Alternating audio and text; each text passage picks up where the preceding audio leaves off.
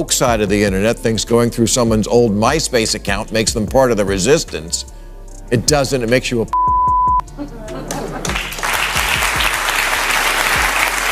Colonel Alexander Vindman exposing the Ukraine fiasco. Noble. That's not you taking down the host of the Ice Capades.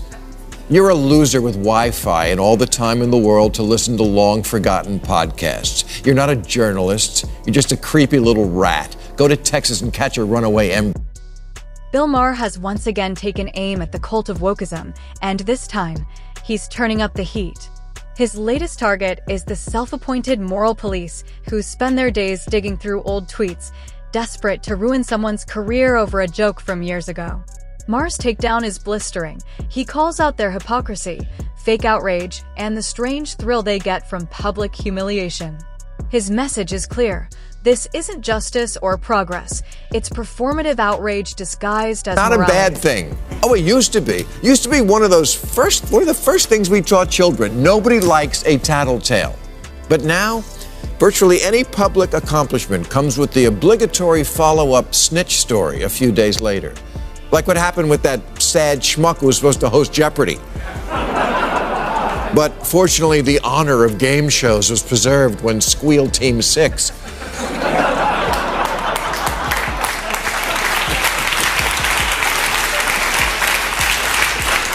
went through his old podcast and found out he once used the term whatever the Maher highlights how people who dislike you can suddenly turn into digital detectives, combing through your online past just to find a so-called offensive post from a decade ago. What used to be about accountability has turned into a social sport among the self-righteous. It's no longer about fairness or truth. It's about control, humiliation, and virtue signaling. Maher exposes this culture for what it truly is: hypocrisy wrapped in moral posturing, where judgment replaces understanding and shame replaces But we, growth. the perfect people who have never made a mistake, we just can't let society be sullied by horrible people like you. Bye-bye. Fans of cable news will recognize the rising journalist Alexi McCammond, who was appointed editor of Teen Vogue, but then had to resign before her first day when some of her high school tweets suddenly became too much to bear. Tweets like, "Now Googling how to not wake up with swollen Asian eyes," and, "You're so gay." If you've ever seen the kind of harmless, ancient posts people get canceled for, you'd be stunned. We're talking about jokes, memes, and teenage nonsense that no reasonable person would take seriously. Yet the mob twists these relics into proof of moral corruption. They ignore context, intent, and time, hunting for their next victim with digital pitchforks in hand. Maher points out that this isn't about accountability anymore. It's about destruction. The crowd doesn't want apologies. Endorsed by the hierarchy of the magazine, including the senior social media manager, Christine Davitt. Oh no, you just ruined someone's career for no reason. Same diff. Funny end to the story, after Alexi McCammond resigned for her innocuous tweets, someone went through Christine Davitt's old high school tweets and, oops.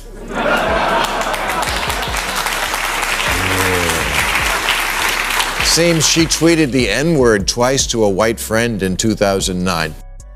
Maher then tears into the hypocrisy of these self-righteous internet detectives.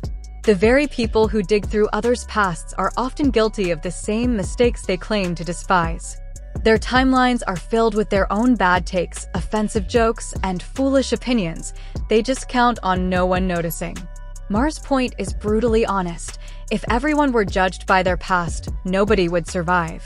These digital moralists love pretending they're flawless while weaponizing everyone else's imperfections. This is why I'm a little hopeful that this purity purge may end, because it's starting to eat its own. ESPN reporter Rachel Nichols was a feminist success story, but when she complained in a private telephone call about ESPN's crappy long-time record on diversity and expressed her view that she felt like she was being sacrificed by the network so they could make up for that crappy long-time record on diversity, the call was leaked and she Everyone, at some point in life, has said or believed something ridiculous. It's part of being human. We grow, we learn, and we evolve. Maturity should bring wisdom, not shame. But cancel culture doesn't believe in growth, it thrives on outrage. Its participants act like saints while ignoring their own flaws. Maher warns that when society demands perfection from everyone else, it eventually destroys itself, because nobody, not even the self-righteous, can live up to that impossible That a person standard. shouldn't have to love getting fired, even if it does achieve more equity. This was a private call. Does private mean anything anymore? Apparently not. Even sadder, this love of snitching seems to be one of the few areas that is now truly bipartisan. Snitch Nation isn't about what side you're on. It's about this mindset where everyone is an amateur secret policeman and tattle. Maher draws attention to a disturbing case involving a former ESPN presenter who was condemned not for a tweet, but for a private phone call, something never meant for public ears. In today's climate, nothing is sacred anymore. Privacy has become a myth, replaced by a culture of digital snitching where people record, leak, and weaponize anything for a few clicks or moral points. Maher warns that when private conversations can spark public scandals, we've crossed from accountability into surveillance, a world where betrayal has become a virtue. The internet thinks going through someone's old MySpace account makes them part of the resistance. It doesn't. It makes you a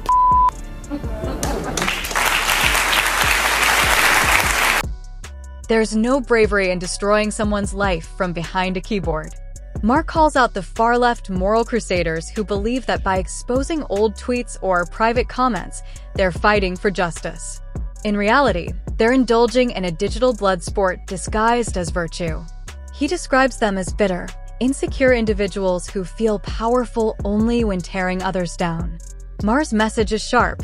If your only contribution to society is destroying reputations, you're not a hero, you're a coward. Lately, besides sponsoring that new reality show, Texas Zygote Hunters, have been encouraging college students to whip out their phones to record and report professors who espouse leftist ideas. As always, these snowflakes fall just as hard on the right as they do on the left. Maher insists that this issue isn't about left or right, it's about fairness and freedom. If one side engages in moral policing, they deserve the same condemnation as the other. Free speech should never be weaponized to destroy lives. America was built on the idea that people can speak, grow, and change. Punishing speech retroactively kills that principle. Nobody, regardless of ideology, should lose their career or reputation over something they said years ago. Censorship, no matter who wields it, is a betrayal of liberty. Just pride themselves on being safe spaces, not for professors. At least not any who might want to stretch young minds to think differently and try on new ideas. Yeah, try that at your peril. Same with comedy clubs, where ever since the iPhone, comics have been complaining about snitches in the audience who'll rat them out for crossing the line, which is practically the job description of a comedian. Comedy hasn't been spared either. Maher points out that the far left has turned humor into a crime scene, policing every punchline that doesn't fit their ever-changing rulebook. Say something that offends their chosen groups, and you're finished. Even comedians like Kevin Hart have faced cancellation over old jokes that were already addressed and apologized for. The result is tragic. Comedy, once a unifying space for laughter, has become a field of fear, where artists are too scared to be funny. Even some people who aren't comics do that. And if you're lucky enough in life to be around people like that, I'm sure you know, they can't all be gems.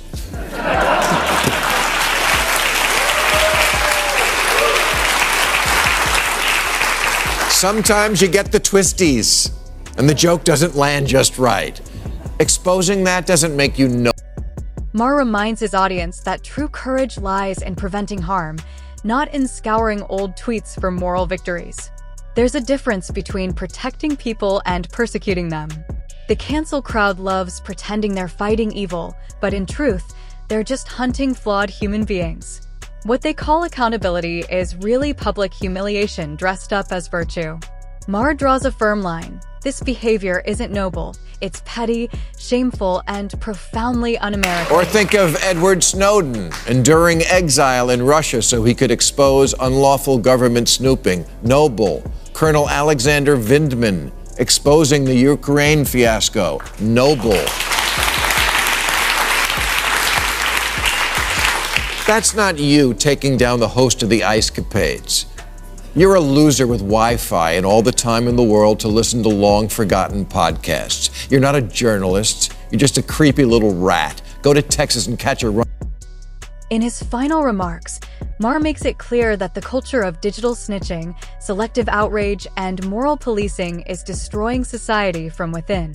What began as a call for accountability has mutated into a ruthless game of public shaming. Everyone has said something foolish or regrettable, but the internet never forgets and the mob never forgives. Maher's crusade isn't about defending bad behavior. It's about defending sanity, nuance, and free speech. Because once outrage becomes a weapon, it eventually turns on everyone.